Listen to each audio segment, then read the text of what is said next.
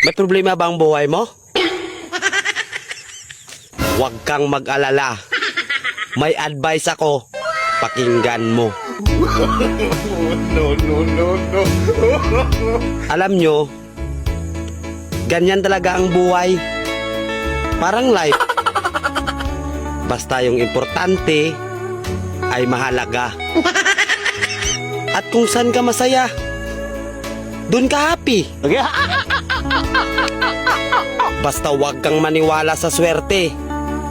Kasi malas yun. Minsan ay sometimes, kaya matuto tayong tumanggap ng acceptance.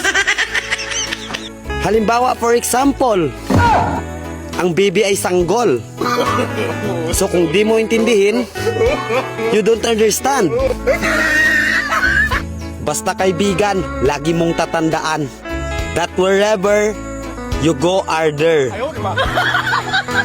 At the end of the day, ay gabi na.